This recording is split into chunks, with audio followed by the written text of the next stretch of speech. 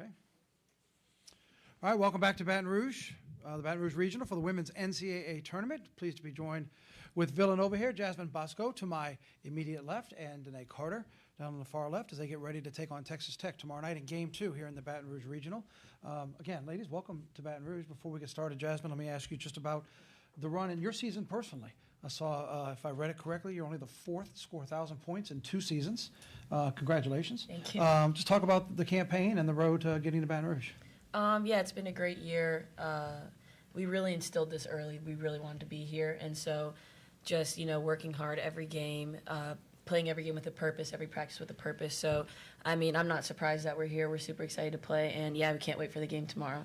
Danae, since the end of January, you're 10-2. The 2 losses happen to be to a pretty good team, right? Ranked number 1 in the country.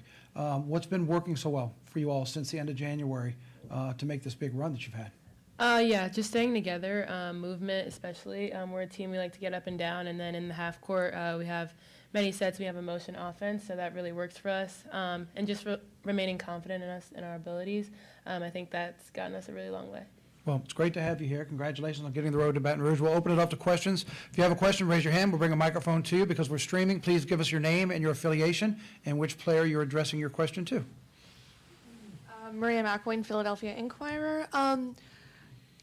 Both of you really, but especially Danae. You guys have quite a few newcomers this year. What was that like, kind of integrating them into Villanova basketball and Philly basketball in general? And Danae, you've been on multiple sides of that coin as a transfer at one point. So what was that like for you? And then what was it like for you as a veteran this year? Yeah, so growing up in Philly, Philly basketball is something very important to me. I've seen it firsthand. My uncle played. And then coming back home, it was really just a blessing. The team was amazing, and they did a really good job of opening arms, I'm sorry, as soon as I arrived on campus. And now being a veteran here with our newcomers, as soon as we met, I think the chemistry just hit it off. And from then, we got to see Unrivaled at Philly. We got to, go to the event at Love Park and kind of just showing them what it means to play basketball in Philly. We got to meet Natasha Cloud and things like that. It's just kind of integrating them into like that culture. And with that, the chemistry just grew a lot.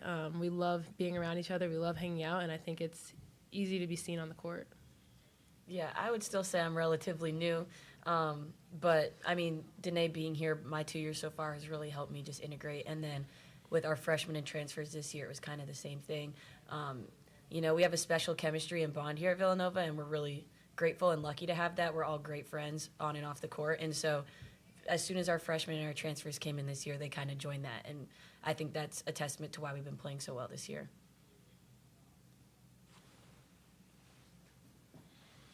I'm Casey Healy with the Villanova, and you've both taken on big leadership roles this season. So how are you both handling that pressure now that you're both Villanova's in the tournament, and there's a lot more eyes on you now heading into March Madness? Yeah, this is what we wanted, so we're ready. Obviously, this is a big stage. It's super cool, but we've prepared for this all season. So, not getting too high, not getting too low, just trying to stay steady, and, yeah, we'll be successful.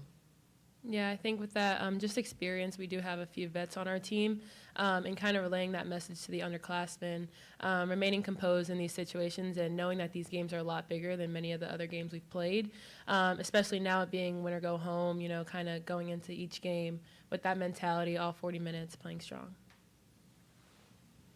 What have your roles been in relaying that message, especially since you have prior NCAA tournament experience? Yeah, I think, honestly, it starts in practice. We go over a lot of situations, but obviously not many things can be exactly the same. Bringing it in huddles, coming together and taking a deep breath at times when things may be going not in our favor, many distractions. Just keeping everybody calm, but still competitive and driven. I think that's been probably the biggest thing, the message that we try to relay over and over. Yeah, I've been fortunate to play on a couple big stages so far, so just trying to bring what that kind of felt like to the team and kind of explain it to the girls. And like Danae said, there's no way to really script it. This is a huge stage, but if we can give little tidbits here and there to help out, then I think that'll help our transition, go smoother. Sorry, I got another one. So it's been a couple years since Villanova was in the NCAA tournament. What do y'all need to do this weekend and maybe even beyond to make Villanova a perennial tournament team? As of now, our one focus is our game tomorrow, not trying to think too far in advance, but I think if we can, instill something good here this year, that'll obviously help carry over to the next couple years. And so, yeah, our main focus is just our game tomorrow for sure, though. Yeah, I think it's a great experience for our underclassmen, being able to have this time as a freshman and, setting those stepping stones. I think that'll really help. And, yeah, like Jazz said, just being really focused in on what we have to do tomorrow night. How do you guys plan to approach Texas Tech as underdogs when you're given what some might say was an unexpected 10 seed in the tournament? I'll go. We're just going to play Villanova basketball, simple as that. We know what we can do. We know our strengths. And so, obviously, we've never played this team before, a different conference, different, we're lucky to play UConn, but other than that, we haven't really played a team of this caliber, really. So we're ready. Just, believing in ourselves and playing Villanova basketball, we'll be successful. When Texas Tech was in here, they mentioned how y'all share the ball sticking out to them, and that's like a theme I've noticed from teams across the Big Five. How important is that to Big Five basketball? Yeah, I think obviously just playing in the Big Five for so long and a couple years now, playing against opponents who also share the ball can be really hard, but I think it's to an advantage. It's just something we love to do. We love creating opportunities for our teammates and then receiving it on the other end. And it's just it's more fun, I think, that way. I think I can say it, Jazz can say, anybody can really go off either night, and I think that's a big testament to our team of how well we know each other's spots and things like that. Anybody in the room yet? Today, let me ask you, senior year, take on a different aspect to this tournament for you personally? Yeah, definitely. I talked about this with my family plenty of times. I'm really grateful to be here in my last year as well and having this team behind me. The confidence that they've given me and the confidence that I have in them is honestly immeasurable. And to be here today and to go into this tournament with them, I'm really excited. Jasmine, last year wasn't the NCAA tournament, but you were in a tournament, made it all the way to the semifinals. What do you take from the postseason experience a year ago that you could help carry over for the team this year? Yeah, just knowing every game could be your last. And I say it all the time, we don't want this season to end. We don't want to not be able to play with our seniors again, just so many things. We want to play for our coaches.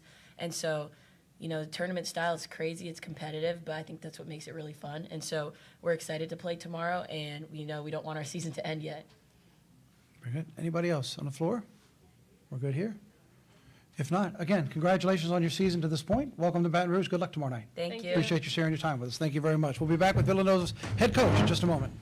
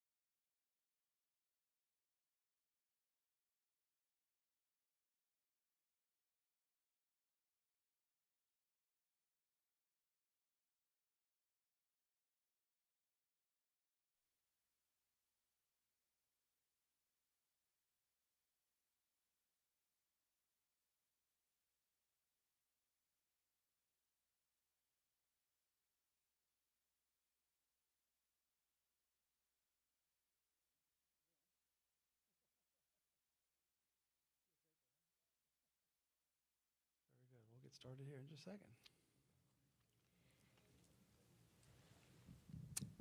All right, and we welcome back to Baton Rouge, the Baton Rouge Regional for the NCAA Women's Tournament. Our final interview today with head coach Denise Dillon from Villanova. Coach, welcome to Baton Rouge. Congratulations. Thank you. Before we get started, just maybe your thoughts and overview of your path here, 10-2 in your last 12, the 2 losses to one team, and Yes. they've had a pretty good season as well in UConn. They But have. you've had a nice run here down the stretch. Tell Yes. us just about your path to get to Baton Rouge. Well, one, excited to be here. We did what was necessary to put ourselves in the best spot possible. You know, competing for a Big East championship is always on a standard and expectation of our group, and non-conference schedule put us in play to do just that.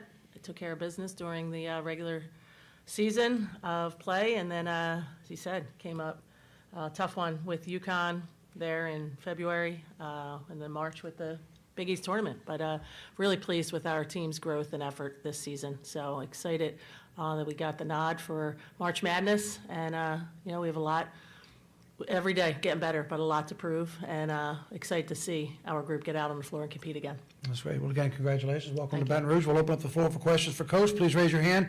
We'll bring a microphone to you. Introduce yourself and your affiliation, please. Maria McElwain, Philadelphia Inquirer.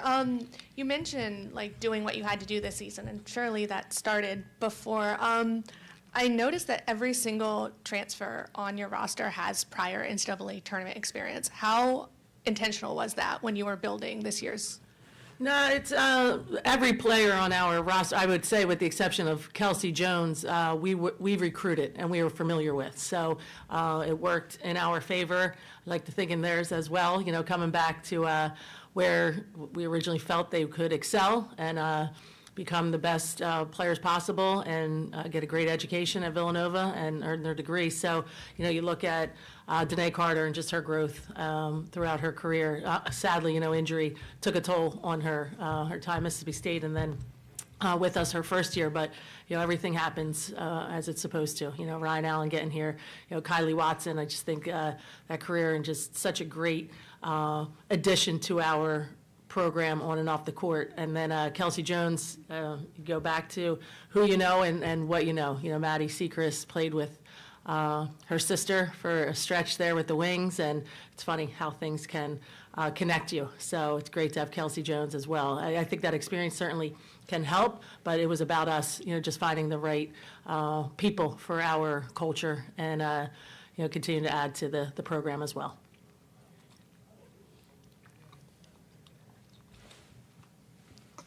Stephen Garcia, Lubbock Avalanche Journal. Coach Gerlich was obviously very complimentary of Jasmine. As someone who gets to see her all the time, what would you say makes her special? I'd say her joy, her love of the game. She just, every day, she doesn't tire. She is excited about being at practice, about extra workouts, whatever it may be. So when you have that true, genuine love for what you do and the people around you, your teammates, good things happen. And that has been Jasmine from day one on campus. Wanting more, wanting to get better, wanting to be a great teammate, just continuing to learn the game. So I feel that is the full package of a great athlete, a great person, great athlete. So she's got it, and she just continues to get better each and every time she steps on the floor. Casey Healy, the Villanovan. This is Villanova's first time back in March Madness in a couple years, so you have it's also a new experience for a lot of your players. What are you telling them right now heading into your first game? Yeah, we're telling them that they get an opportunity to play another game together. That has been our message from the beginning. Every day you step on the floor, every day you guys are together, it's about getting better together. Individually, if you're working on it, good things happen for you, and it becomes a collective piece as well. But for this group, they put themselves in position to achieve the opportunity to play postseason. Here we are. So they're going to be on the floor. Another practice today before playing another game together tomorrow night. You mentioned bringing in players who embodied your ideals and y'all's style of play. For the maybe people who don't know, how would you describe that? Yeah, well, we play a, continuity offense, a 5-out offense, a read and react. So you need players who are comfortable in all areas, just, it's not a post player with their back to the basket. They got to be comfortable on the perimeter, facing up, shooting the ball or taking it off the dribble. Your guards, they're responsible on both ends of the floor. As much as we want that versatility on the offensive end, we want on the defensive end as well. So they know they're going to be switching a lot. They got to guard post players. Our posts have to guard perimeter players. So just that all-around versatile player. I would say so often, some for the young ones, it can be a lot because they're used to being positioned players in a sense. Kennedy Henry is probably the best definition, of a Villanova player for us, especially at her in a freshman year, realizing how she can really impact on both sides of the floor. And you ask her what position she is, and she'll be like, I'm a P4. She handles the ball. She'll post up, she'll back people down, whatever it takes. So I do feel that it's the all-around part of the game. You want everyone to feel that, be able to dribble, pass, and shoot. Sounds elementary, but that is an ideal piece of the game. But I'd say on the defensive end especially. We're undersized. You got to work a little bit harder, and that's what we want. So those players who just feel that full commitment to whatever it takes on the floor to make it happen.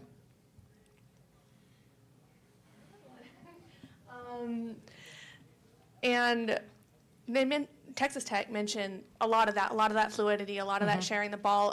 In talking to other coaches throughout the Big Five, that's something that they focus on too. Is that just part of what Philly basketball is?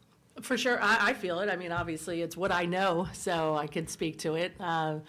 And you look around, the coaches in Philly, majority, if not all, are a part of that upbringing, whether they played or coached in the area from high school to college, continue to advance it. So it's just a game of, you try to be a bit of the opposite. You don't want players to feel that they're set in one area, they're boxed into one space. So you look for the counter in each and everything you do. So if they take away something, you've got something else to do. So it just opens the game up, I think, again, gives that freedom. I think another reason why I was so big, like recruiting some international players, and that's to Texas Tech as well, like having that fluidity, the way they play, that's how they are taught the game at a young age. And it works in their favor, and it fits the style of play that we run. Austin Jackson for the Daily Toreador. Does anything specific stand out to you about Texas Tech's gameplay? I think they're extremely mobile. Their defense is aggressive. They're all over the floor. They're flying around, being very disruptive. So on the defensive end especially, and then you look at it on the offensive end, they have really, really great players in every position, and they're deep. So they can do a lot of damage from the perimeter at the three-point line, but then taking it off the bounce as well and having some slashers. So they play really good basketball. I think it's a matchup, that you're familiar because we try and implement the same. So having that idea, so it comes out like who can disrupt the other team more than they are to you. So back and forth.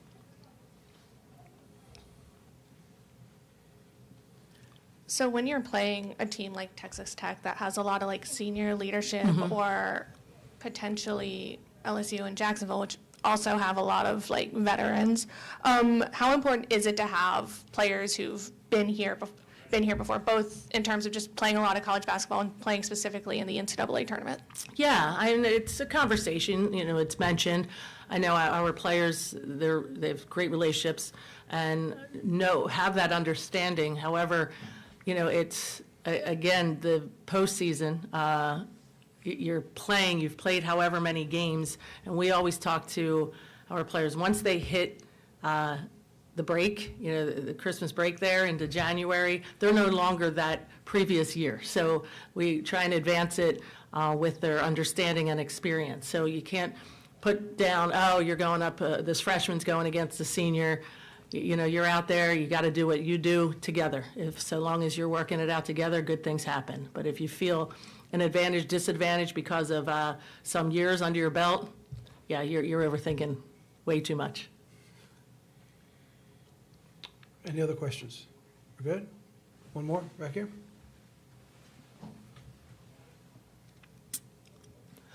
The fourth quarter has been a topic of discussion for Texas Tech recently. How do you feel like your team does in the fourth quarter? I have to really, this is the world of basketball athletics that we're in, with all those metrics and numbers, and so it's broken down. Again, I think we try and simplify it for our group. We might have all of that, but there are no guarantees one game to the next. So some of the teams, you have that consistency. They come out as a force and then may fade off. Others, it's the opposite. So, we don't put a lot of weight into what other teams have done. We're trying to remain focused on what we do. And our hope is, you start strong, but you got to finish stronger. So just keeping on point with who we are and what we do, as opposed to getting caught up in some of the other actions. So fourth quarter, I think the year, you've had some ups and downs, but the consistency, as we talk, like those last 8 of the last 10 games, we found ourselves finishing stronger than we even started. So we need a lot more of that this weekend for sure. All right, if we're good. Coach, again, welcome to Baton Rouge. Good luck Thank tomorrow you. night. I appreciate your time. Appreciate it. Thank you very much. That's going to wrap it up from the Baton Rouge Regional for today. We'll be back tomorrow night after LSU and Jacksonville. Tip off at 5 o'clock. Until then, have a good evening from Baton Rouge.